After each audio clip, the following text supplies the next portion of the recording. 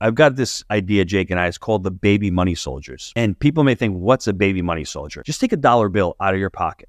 There's a dollar bill. That's a baby money soldier. Every dollar that comes into your life is a baby money soldier.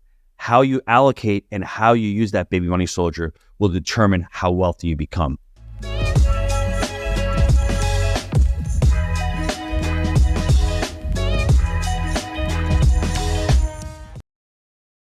Today's guest is Gino Barbaro. He's an investor, business owner, author, and entrepreneur. As an entrepreneur, he's grown his real estate portfolio to over 2,000 multifamily units and $280 million in assets under management.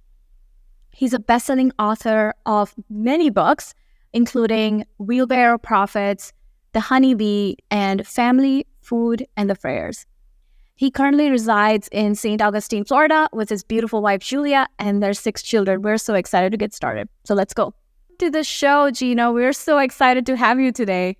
Repeat, people. How we doing? I had such a great conversation on our podcast a couple weeks ago, and it's an honor and a privilege to come on your show. So thanks for inviting me. I appreciate that. So glad to have you. So good to have you, Gino. Really looking forward to this conversation.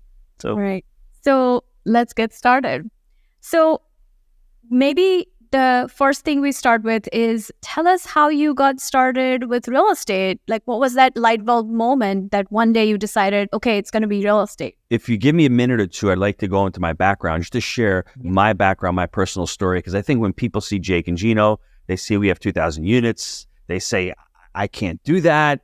I can't buy in this part of the market. And I'm here to tell you, I'm the pizza guy and Jake is the drug rep. We weren't even in real estate until we met in 2009. I had done a few deals by myself prior. I am the son of 2 immigrants. Both of my parents were from Italy. So I grew up with the mindset of having a small business. I opened the restaurant in 1994, and I had that restaurant for almost 20 years. But I had that mindset of save for the rainy day. You can't get too big. And then 2008 comes, and well, okay, I saved. What am I going to do? My father passed away. The restaurant's gets slower. Construction guys ain't coming in to eat. I'm suffering here. And I read the book, T. Harv Eker's book, The Secrets of the Millionaire Mind, and I'm like, I'm living in a scarcity mindset. I'm blaming everybody else. It's my fault for not being where I want to be. I didn't have the skills back in 2008. I didn't know about investing in multifamily. I hadn't been investing in other asset classes. I was just winging it. I said, hey, this looks like a great deal. I mean, if you're listening to this, you're going, I'm looking for deals. I didn't know what a deal was. I didn't know how to do any of that stuff. So in 2008, I said, I'm going to start investing in my education. Back then, I was spending money for my education. Now I look at it and say, I'm investing in myself. Fortunately, I was doing that, and I met Jake in 2009. He was a pharmaceutical sales rep coming to the restaurant and taking food out of the restaurant and bringing it to doctor's offices and selling pharmaceuticals to them. And we had struck this great relationship. And I know you want to touch on values-based decision-making, but I knew when I met Jake, Jake was the one. He's the one, so I was like, I found the right partner. I just said to myself, young guy, coachable, works his butt off, always prepared, wants to have a family, just really aligns with me. And when he moved to Knoxville in 2011, I'm like, Jake, I'm looking at LoopNet online. There's some deals down here. I was in New York. We partnered up in 2011. It took us 18 months to find that first deal. No, we didn't get in overnight success. And I still had the education. And remember, everybody, back then, there were different challenges than there are now. There were tons of deals. Go LoopNet. You find deals everywhere. But there's no capital. You can't finance the deals. Rents were terrible. And it took us 18 months because we didn't have that framework, buy right, manage right, finance right. But we figured it out. And after 18 months, we got our first deal, a 25-unit deal. 3 months later, we got a 36-unit. And then 6 months later, we got 136 units. So we were off to the races, but wasn't an overnight success, was not in real estate. All I knew is that I had 6 kids. I had a lot of mouths to feed. And all I kept hearing was lots of weddings, lots of colleges, and I got to retire. And how am I going to do that with one stream of revenue? It ain't happening. So I felt desperate. And at that time, probably looking back, the best time to get into real estate, but everyone's saying, you're crazy, you're risky, this is not the right time. Very similar to what's going on right now. Everyone's saying the same thing right now. So this market cycle very soon is going to shift into back what we saw back in 08, 09. Some similarities, some differences, but we're going to be going back into a buyer's market cycle. Amazing. I love that. And especially what you touched on, which is growing up, we're immigrants too, so totally relate with that sort of lesson that we're always taught of like, just save, follow the traditional route, and then somehow that saved money will magically create wealth, and it doesn't. Right. You have to do something with it. You have to buy assets, and I think that is such a big realization to have. And sometimes people have that realization, Gino, to your point, but there's so many people around them that kind of trying to scare you, right? Like everything that you look at these days, social media, people who haven't done it before, they're like, hey, this is difficult. Are you sure you want to do this? Like, what do you tell people, somebody who's starting out, how do you drown out the noise? That's a difficult question. What I would say to everybody listening, the first thing I would do is if you're struggling with money, it's not the money, it's an inner block. And I learned that this weekend as well. If you're out in the marketplace and you're selling your services, and let's say you're doing a coaching program, and coaching programs, let's say are $500 per hour, and you're charging $200 per hour, there's a block. You're limiting yourself because you're afraid of charging what the market is. You're actually saying to yourself subconsciously, I'm not worth that 500. I'm only worth the 200. And I think we all have to check ourselves at the door to say, if the market is that, why am I undercutting myself? You need to read the book, The Psychology of Money, because you need to understand what your relationship with money is. I know what my relationship was. Save, save, save, until I understood save to buy an asset that will pay for the event instead of saving for the event. Because when that event is over, like my kid's college, I still own my first 25-unit property, throwing off cash flow to pay for the second child and then to pay for the third child. I told you, creating wealth, it's not really difficult. It's a pretty simple process, but it's not easy because there's some certain rules you got to follow. But I think if you don't understand the relationship that you have with money, and once you get it, you either spend it because it makes you feel good, there's an instant gratification, or you don't have that long-term mindset or that responsibility mindset, it's going to be a lot more difficult to be able to create wealth. And I had that thing where I loved to save money. It made me feel comfortable. I had money in the bank, but with inflation right now and your purchasing power declining, it's pretty good to go out and get debt to buy assets and let those assets pay for your lifestyle. And understanding that relationship with money and really diving deep. And what I'd say to both of you also, look back at your childhood, go back when you were younger and see the blueprints that you've created in your mind, the paradigms that you've lived throughout, and challenge them. Because I've become a life coach for the last 10 years. And when I look back at it, I'm like, wow, a lot of the things that happened years ago when I was a child, they come into your adult life and you're doing these things unconsciously. Whether it's spending money, whether it's eating food, whether, for instance, I'll give you a quick story. When I was 5 years old, I was with my grandmother, and my grandmother didn't speak English. We go down to the 5 and 10 store, and there's these toy soldiers, and I'm 5 years old, and I want them right then and there. And grandma says to me in Italian, "Tesoro, non li possiamo comprare." Basically, it's, honey, we can't buy them. There was no credit cards back then, and she didn't have the money. And that always stuck in my mind. And I remember to this day walking back from the store saying, when your mom comes, we'll bring you back. I don't even remember if we went back to buy them, but that imprinted on my brain forever. And I was always struggling with every time I get an email, every time something happens, I need to get it done or else it's going to be lost forever. And that anxiety and that fear I had for years until I sat back and I said, where is that manifesting from? It was unconsciously all those years. But once I understood that, wow, I don't have to get everything done. It's not going anywhere. And go through your life as far as your fear, your anger, your stress, the way you spend money, the way you eat. Understand where that comes from. I'm not saying that anger is going to go away or fear is going to go away, but you being able to control that and to control your reaction, because the stimulus comes, there's a response. How you respond to it makes all the difference in the world. And being able to have a conscious decision of being able to respond that way will change the way you live your life, at least in my opinion. Oh, that's so powerful. And, we talk about this all the time, which is, what you mentioned, Gino, of like everything that we've experienced since we were kids, whether it's a relationship with our parents' relationships, because we inherit a lot of those relationships, right? With our parents' relationship with money, how they view the world, how they view wealth. And a lot of times we're not taught the game or how to play it, and so we have to work very hard to break those generational cycles, right? It takes so much work and so much introspection to really understand when we say we're afraid or when we say we don't want to take those risks. Those are all beliefs that we've inherited, and it's important to step back at some point and question those beliefs and say, okay, is that the right belief to have? And we talk we grew up with a lot of people are highly accomplished. And what I was learning was that being extremely accomplished and wanting to accomplish a lot is also a trauma response. And when you want to accomplish so much, you can really get into that scarcity mindset of like, hey, I need to answer that email right now. I need to pay that bill right now. I need to get it done right now. Otherwise, something bad is going to happen, right? It triggers that trauma response from our childhood. And some of it is good because it challenges us to go forward, but some of it doesn't serve us when we want to pursue growth. So I love that. And by the way, Psychology of Money, my favorite book. That's one of my favorite. So let me what you said is so powerful. But what I would also say to people is we have to do the work. And ironically enough, this is the Wealth Blueprint podcast. We haven't talked about money yet,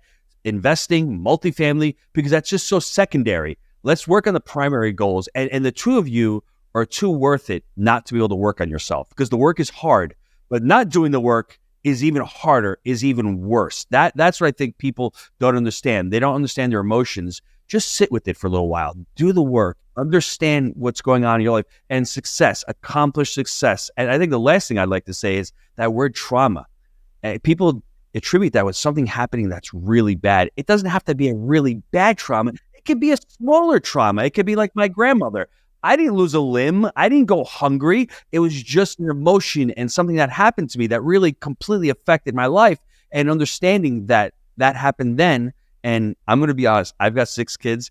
I love my kids. I know I'm going to screw them up. There's just, I'm creating their own trauma, and there's nothing that I can do about it. I can be the best parent in the world, but they're going to perceive certain things the way they do it. So as a parent, you try to do your best, but just understand, my parents screwed me up. I'm going to screw my kids up. And hopefully my kids will be able to screw their kids up. So. And one a mindset coach once told me that I have this thing like, oh my God, like what if I don't do it exactly right? And this mindset coach years ago said that it's not about whether you screw up your kids or not. It's how much we screw up our kids. That's the real question.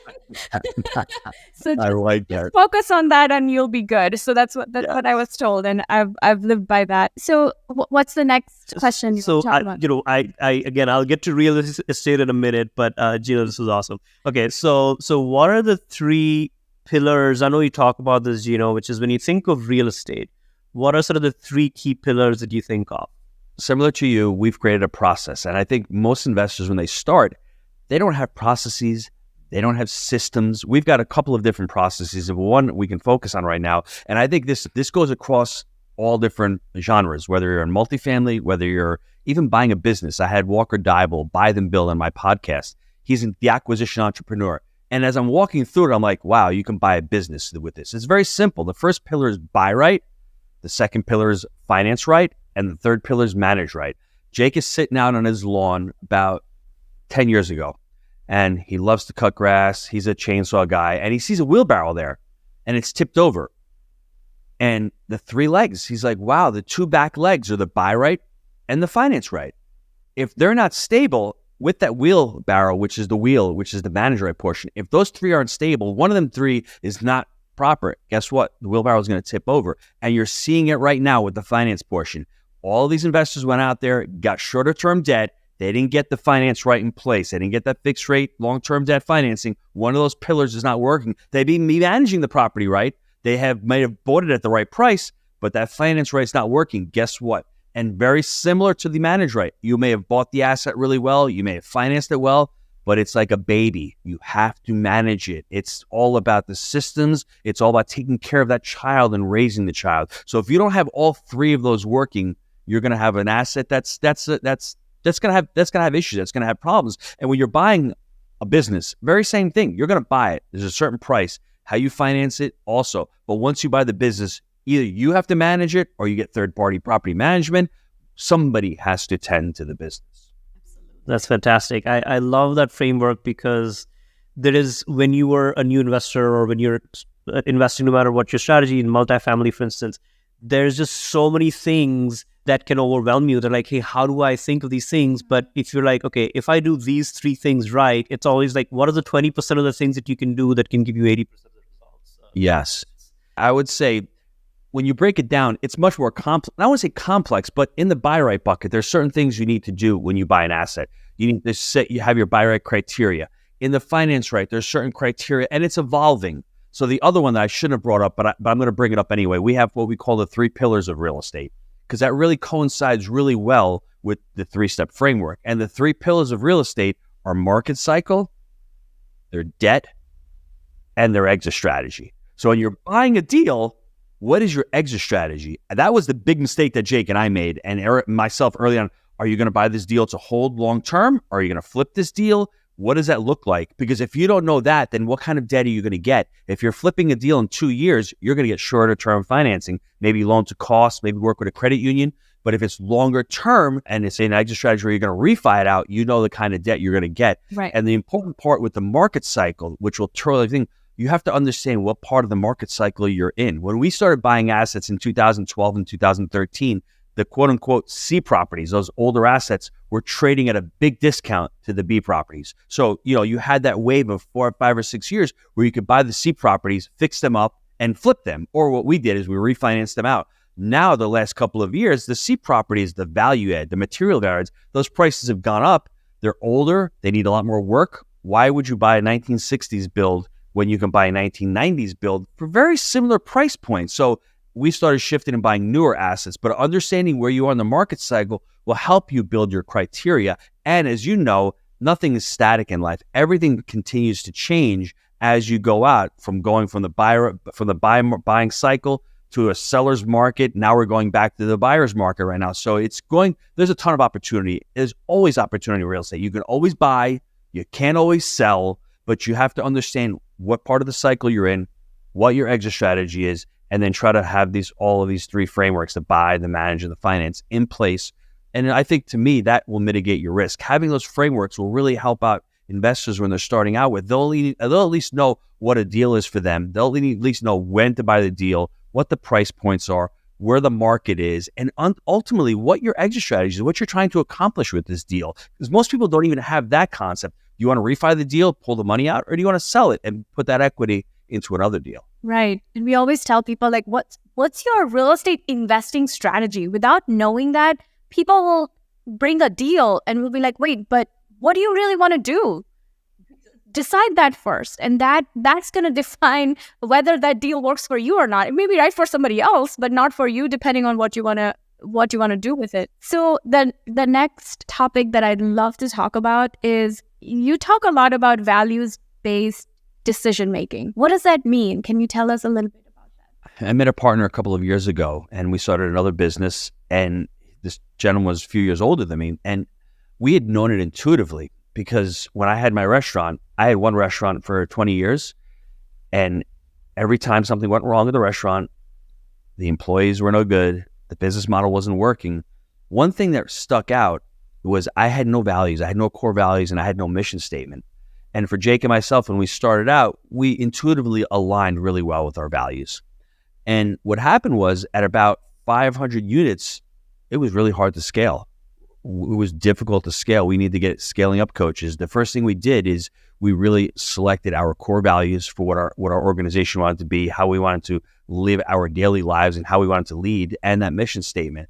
And that was lacking at the restaurant. I couldn't scale because I didn't have those core values. And it may seem simplistic, but if you don't know what your values are and what you stand for, how are you going to position? How are you going to message? How are you going to inspire and lead? And I didn't have that at the restaurant. Every time there's a problem, wrong employee, maybe wrong boss. I mean, not wrong employee. It may be the wrong employee, but I mean, how many times do I have to make a mistake with an employee when it may be the boss? So we created our core values back in 2017, and very simple. It's not a marketing slogan. They're people first, make it happen, extreme ownership, unwavering ethics, and growth mindset.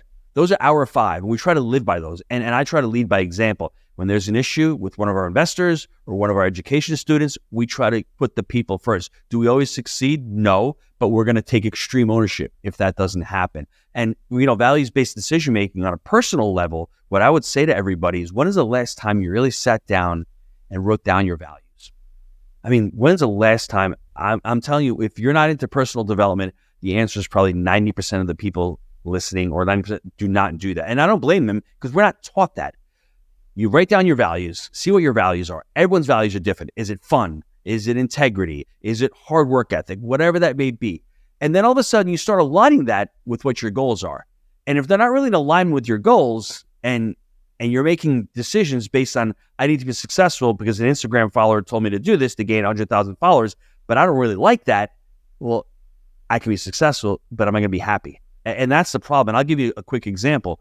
When I started Jake and Gino, I had been working at the restaurant every weekend. I worked on the weekends. I had been working during the holidays.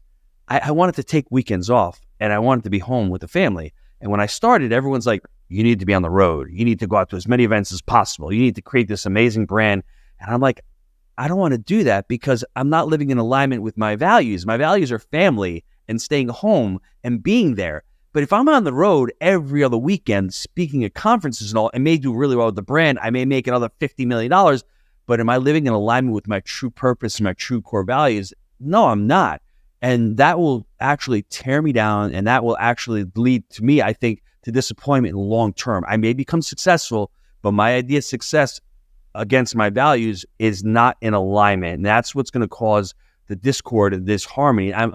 Will guarantee you, if you're listening to this, put your values down. And, if you're a hardworking person and that's one of your values, but then you get a job that you're not really doing anything, but you're making great money, well, great, you're going to do good. But is that what you really strive? Is that what you achieve for? If you're a family person and you want to spend a little more time with the family, but you're always going away and you're always moving your family, uprooting them for the next corporate gig and the next pay raise, you're doing well financially and on the outside, but on the inside, check yourself. Is that killing you? Is that hurting you? And it always goes back to the values, in my opinion. I love that. And it's as you said, it's not just, these are your guiding principles for how you take decisions in your business, but they'll also, you can apply this to who you partner with, right? Like if you're looking for a partner, like do your values align with them? When you're trying to hire people for your team, or when you try to work with different vendors that you're going to work with, you can apply it to so many different things. Great point. I'm so happy you said that because I forgot to say that.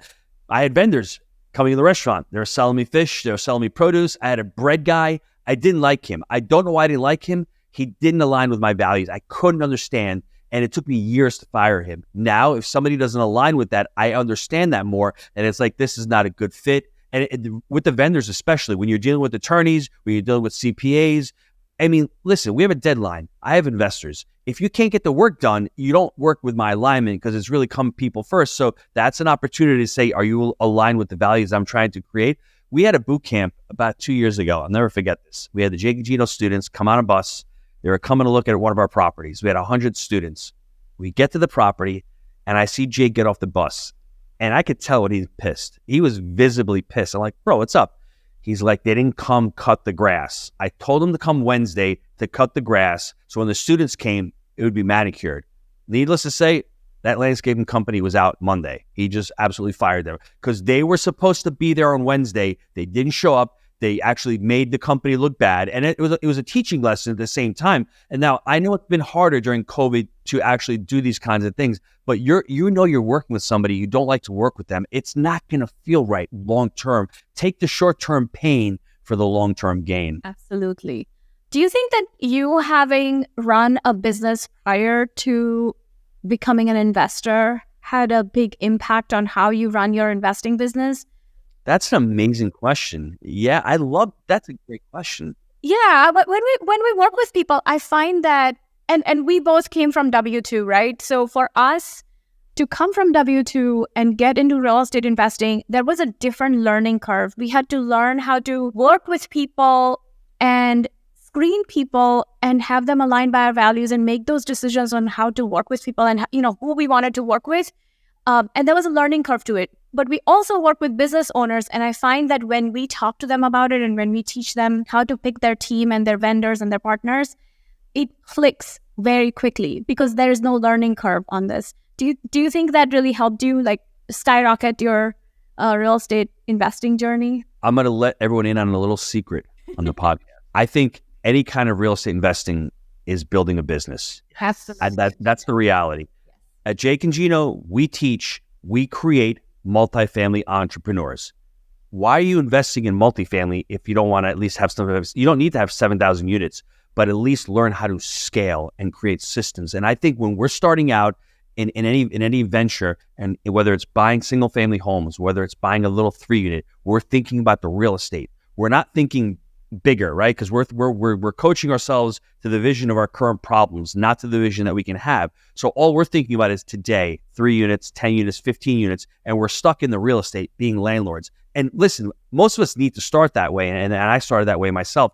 But the bigger picture to me is, wow, I have the ability to invest my dollars into an asset that's going to appreciate, that's really a hard asset, and I can create a business, and I can create multiple streams around that business. How amazing is that? So when you can wrap your mind around that you're investing in an asset that you can create a business around, you can scale it.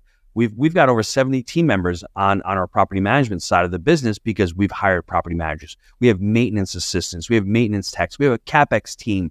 And if you can understand from that perspective, when you first start out, every little deal you have is a little money machine.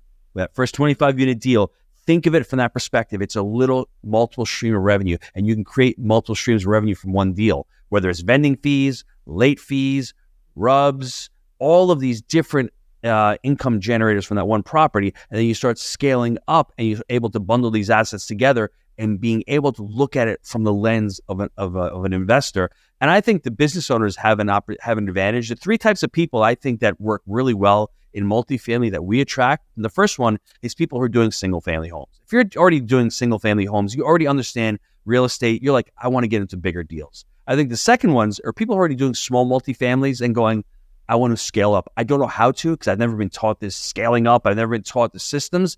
And I think the third one, you hit it on the head, is the small business owners, those entrepreneurs. And they're the ones who do really well in real estate because they understand, wow, if I look at this from the lens of a business, because I'm buying this business, I'm buying this real estate, I'm fixing it up, I'm adding value, and I can sell it down the road. That's what you do with the business. And with the business, you're managing cash flows, you're managing employees. It's the same thing with the real estate. So I think if you take at it from the lens that you ask that question, you will become so much more successful, so much quicker, and you'll fall in love with real estate even more than what you did already. Because when I started buying these deals, I'm like, wow, we start adding more assets. We're starting to add more little cash machines, and we're able to employ more people. And I'm able to do things that I want to do instead of doing the things that really don't pay me as much. Once you get that mindset, wow, things really start changing. Yeah, and it's just to kind of hammer in what you said, Gina. It's like when we first came into real estate, we saw so many people investing in real estate, but they were acting as investors, right, rather than business owners. And so that's why when we first came in, we saw people being mom and pop investors. We said, no, you got to treat this like a business. If you're buying, one property or one single family a year, how do you go to buying 5 to 10 a year? Or if you're buying 2 duplexes, how do you buy like 6 duplexes? Or you buy a portfolio of assets? And I think that's where the scalability of, and again, whatever strategy is, right? Like whether you're doing BRRRR, whether you're wholesaling, whether you're doing multifamily or BRRRR, like thinking of it like a business at the end of the day. Huge impact. And we were fortunate that even in our W-2 careers, we were on the business side. So we really came into it with this mindset. I feel like the learning curve is so much steeper when you haven't had exposure to the business side of things. And if that's you, focus on getting those skills. And your trajectory may be a little bit slower, but it is so worth taking the time to build that solid foundation. Build any investing strategy like a business. I think I learned one thing over this weekend. I told you I went to that event. And I think I went to a growth event, and the gentleman said, there are people who are B players playing on a C field.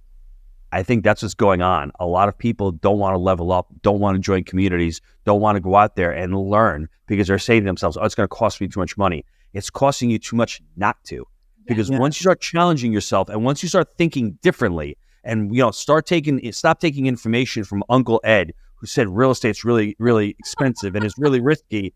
I'm telling you, like when I started investing with Jake, I didn't tell my mother that I was investing with Jake because I had made a couple of prior pretty bad deals. I had invested in a mobile home park that didn't go well. I had invested in a strip center that didn't go well. So when I invested with Jake, I just didn't tell her because I didn't want the negativity. I didn't want her. And all she's trying to do and all your family's trying to do is they're just trying to protect you. They want the best for you. They don't know any better. So I didn't tell her anything. And one day when I had those 200 units, I sat down with her in the parking lot at the restaurant. I said, Mom, I've got 200 units. And she looked at me flabbergasted because she would always say to me, Gino, you've got 6 mouths to feed. You really take it, take it easy. We're not Steve Jobs. We're not Apple. We're the little guys. And when you constantly keep hearing that starts becoming part of your soul. But when I sat down with her, I said, Mom, I've got 200 units, one or two more deals, and I'm going to be leaving. And she goes, how'd you do it? What did you do? I said, I just continue to buy these deals. I didn't tell anybody. I just put my head down. Every day you walk by to me and say, why are you working for lunch? Because I'd be working at the restaurant. My 2 to 3 was lunchtime, but I'd be working. And that's what it took for me to become successful, is working a lot of hours and learning the business. And she'd always say to me, why are you working so hard? And I said, well, this is why I'm working hard, because I'm building a real portfolio. I finally understand what it takes to invest in real estate and not just to buy real estate. Absolutely. And I think that's the story with so many people who invest in real estate, because well-intentioned friends and family, they don't understand that taking risks has ups and downs. I always say, like, business is a game of snakes and ladders. Sometimes you step on a snake, sometimes you get a ladder. And well-intentioned friends and family will hold you back because they haven't done it themselves, right? You can't take advice from people who haven't done it themselves, whether they mean well or not. And so, yeah, I love that you waited till 200 units and you're like, okay, I've done it already. It was just our third deal. And it's really important. I think another thing subconsciously is that if you have friends or family, subconsciously they're saying to themselves, well, if Palak and Niti become successful, they're not going to love me. They're going to grow out of my sphere of influence. I'm not going to connect with them. And then all of a sudden, I'm losing them. So they don't even know they're doing it. So I don't want to say they're self-sabotaging you, but they just can't see you growing, and then you're leaving them. And then you're working your personal growth and personal development, and they're stuck. So you have one of two things you can do. You can bring them with you. Hey, this is what I'm doing. Follow me. Or you just stay cordial. You let them know. Like with my mother, she still didn't figure out what I did up until a couple of years ago. I'm like, I'm buying multifamily, and she took her forever. But one quote I'd like to share with everybody, because you said fear and all. I think the problem with fear is I don't think fear ever ultimately goes away. But what I think we're afraid of is I think we're not afraid of change. We're afraid of not being prepared for change. And I think people who aren't comfortable with what's going on in the market right now, they're not really prepared. They don't have the relationships. They don't have the investors. They don't have their business plan. They don't have the education. So they don't been able to prepare for what's going to happen in the future. And I think that's what's happening. So don't be afraid just to be afraid. Understand why that fear is showing up, and try to do as much as possible to prepare for the change. Because right now, these next 12 to 24 months, there's going to be some buying opportunities. Now, if you don't have to sell real estate, you're okay. But if you've got to sell real estate, you're gonna be selling at a discount to what you paid for it. And there's going to be investors out there who are poised and who have capital to be able to buy that deal and to be able to make money on that deal long term. Yeah, and overcoming fear, we talk about taking risk, but really it's about taking calculated risks. Right. And the way you can take calculated risks is if you have the skills, if you have the knowledge. And so building that foundation is so important. Absolutely. What's your favorite book? I think you touched on it a little bit, but what's your favorite book and why? What book would you recommend? My favorite book is the one that I haven't written yet, so I'll share with you the title. Nice. I'll share a couple others, but the concept, since it's the wealth blueprint, I'm going to really try to rip down wealth creation in hopefully a minute or less. I've got this idea, Jake and I, it's called the baby money soldiers. And people may think, what's a baby money soldier? Just take a dollar bill out of your pocket. There's a dollar bill. That's a baby money soldier. Every dollar that comes into your life is a baby money soldier. How you allocate and how you use that baby money soldier will determine how wealthy you become. Now, what has been happening the last, 20 or 30 years, you can use them for operating expenses, your lifestyle, right? You can use them for luxuries. You can use them to invest. You can use them as charity. You can use them for education. But if you kill your baby money soldiers by buying luxuries and by spending too much on yourself personally, those baby money soldiers can't procreate. They can't create more baby money soldiers. So what I've seen over the last 15 years, I've gotten a lot of baby money soldiers in my life, like everyone else. It's not how many you make, it's how you spend them. I've bought a deal. That deal is there. Those baby money soldiers are working. Is your money working hard for you, or are you working hard for your money? All of a sudden, 18 months later on our very first deal, we refinanced out $164,000 worth of baby money soldiers. What did we do? We didn't go buy a car. We bought that into the next deal. And into the next deal. And we've been able to refinance out over $20 million of baby money soldiers. They've continued to go into more deals. it becomes the snowball effect, where all of a sudden your baby money soldiers continue to reproduce and reproduce and reproduce, and the wealthy live off of the procreation of their baby money soldiers. They don't kill them early on. They want to continue to let those baby money soldiers grow. It's really great when you buy a deal and you sell it and you make a big profit. What do you do with that profit? Anyone who's creating wealth is going to reinvest it. Now, I'm not saying not enjoy it, but understand if you're 34 years old and you're trying to create wealth and you're making 100 grand a year and you've got 20 grand left over and you spend 10 to go on a vacation, you've only got 10 left to have those baby money soldiers work.